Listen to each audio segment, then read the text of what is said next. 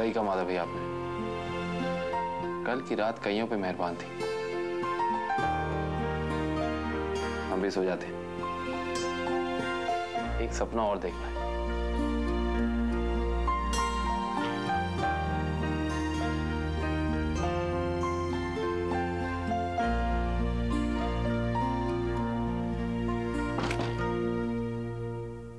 जी नमस्ते मिसेस शुक्ला, मैं मजूमदार बोल रहा हूँ।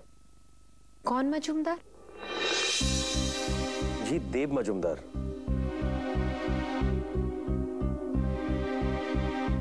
माफ कीजिएगा, मैंने आपको पहचाना नहीं। किस सिलसिले में फोन किया था आपने? जी वो माधव और रश्मि के शादी के सिलसिले में। मैं रश्मि का फादर देव मजूमदार बोल रहा हूँ।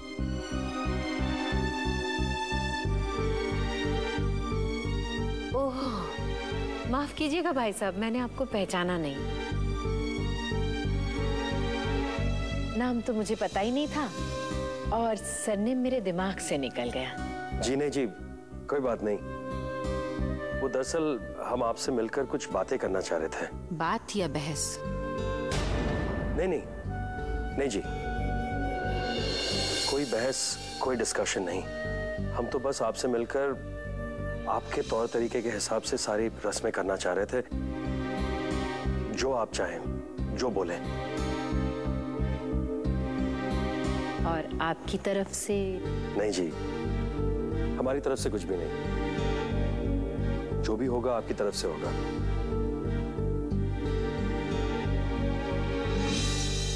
जो आप चाहें, जैसा आप चाहें। बस मिलकर ये पूछना था कि आपकी रस्में हैं कौन कौन सी, तो फिर हम भी अपनी तरफ से तैयारियां कर सकें। लीजिए, अगर इतनी सी अक्ल आपको पहले आ गई होती तो हमें इतनी माथाफोड़ी नहीं करनी पड़ती। नहीं जी ठीक है, तो कब आना चाहेंगे आप? जी अगर आप लोग फ्री हो तो हम आधे घंटे में पहुंच सकते हैं। होल्ड कीजिए, मैं पूछ कर बताती हूँ।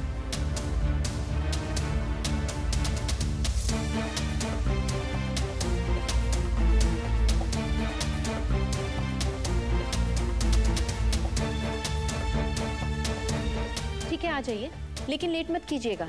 शुक्ला जी को बहुत सारे काम हैं। जी जी नहीं नहीं, हम बस तैयार होके आधे घंटे में पहुंच जाएंगे।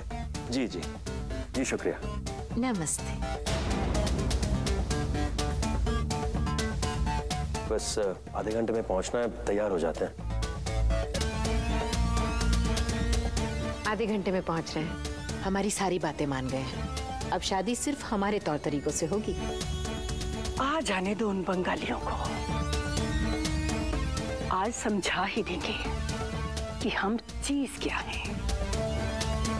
हमारे यहाँ लड़की ब्याहने का असली मजा तो उन्हें अब आएगा। लाख बुराई हो माता जी, पर इन मजूमदार की एक बात की तो तारीफ करनी पड़ेगी। वो कौन सी? बड़ी मोटी चर्बी है। कैसे? वरना किसी की अकड़ के इस तरह परखच्चे उड़ते हुए मैंने पहली बार देखे।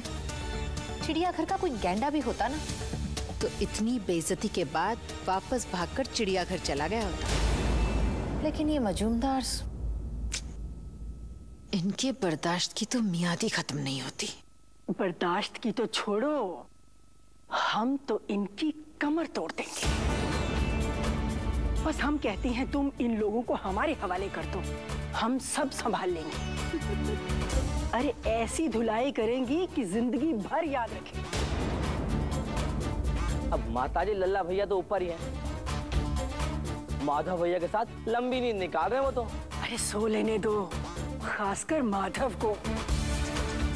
उसके ससुराल वालों की जो आज हम आओ भगत करने वाले हैं, वो ना ही देखे तो अच्छा है। क्यों? सो लेने दो। इन्हें जरा हमारे रस्मों के बारे में थोड़ी सी जानकारी चाहिए, तो आप जरा। मैं बस अभी आया। भाई साहब, दिल खुश हो गया ये जानकर कि आप लोगों को हमारे रस्मों रिवाज जानने में दिलचस्पी है। तो मैं सोच रही थी कि बुजुर्गों से बेहतर आपको हमारे रस्मों रिवाज और कौन समझा सकता है। आइए मेरे साथ, आइए आइए।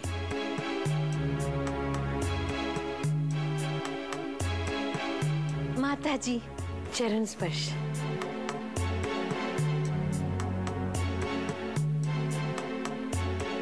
बैठ जाइए।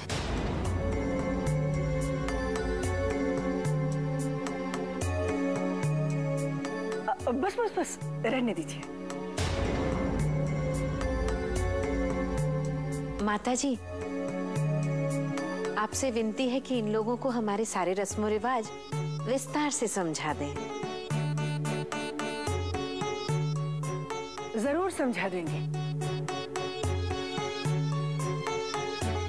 बांके, ओ बांके। हाँ माता जी। जरा चटाई लेकर आना। शुक्लाइन, जरा इनके लिए एक कागज और कलम लेकर आना। जी, पेन और पेपर है मेरे पास।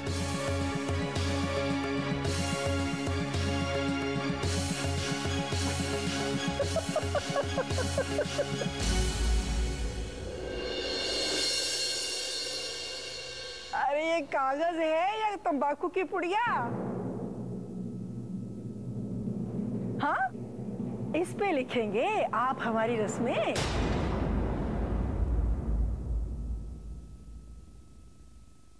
मैं कागज कलम लेकर आती हूँ। बैठिए।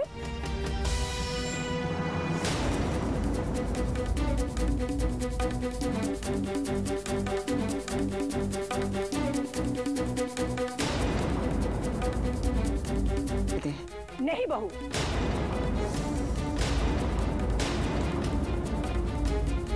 ये लोग दीक्षा लेने आए और दीक्षा लेने वाले सामने नहीं नीचे बैठते हैं।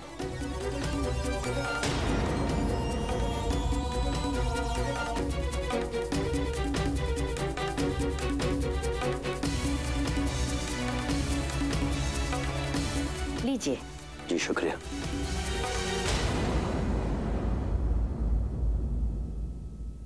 एक जमाना था मजूमदार साहब, जब शादियां 13-13 दिनों तक चला करती थी। शादी वाले घर में 13 दिन तक जैसे मेला लगा रहता था। इससे पहले लिखिए गोद भराई की रस्म। इसमें लड़के वाले यानी हम आपकी बेटी की उपहारों से गोद भरेंगे। बड़े बड़े महंगे महंगे नजराने, सुंदर सुंदर भेंट। अब यूं कह लीजिए कि लड़के वालों का लड़की को अपने घर आमंत्रित करने का एक तरीका है। आप घबराइए मत, इसमें आप लोगों को कुछ नहीं करना है। जो कुछ करेंगे हम लोग करेंगे। बस आप इतना कीजिएगा कि सुबह सवेरे जल्दी यहाँ पर आ जाइएगा, क्योंकि ये रस्म सबसे पहले होनी है। इसमें शुक्लाइन 4 ब्याहता औरतों के साथ, जैसे हमारी सुधा हो गई, लड़के की बुआ, मामी, चाची, इन सब के साथ मिलकर आपकी बेटी की गोद भरेंगे।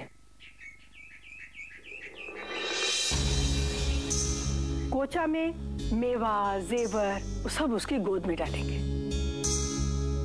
और बाकी जो शुक्लाइन की श्रद्धा होगी वो डालेगी। अरे इस बात की गारंटी हम लेती हैं, शुक्लाइन इसमें कोई कसर ना छोड़ेगी। आप देखिएगा कि आपकी बेटी के लिए वो कितने महंगे महंगे सुंदर सुंदर कपड़े लत्ते लाती है, कोई कमी ना छोड़ेगी। अब आते हैं उन रस्मों पर जो आपको करनी है।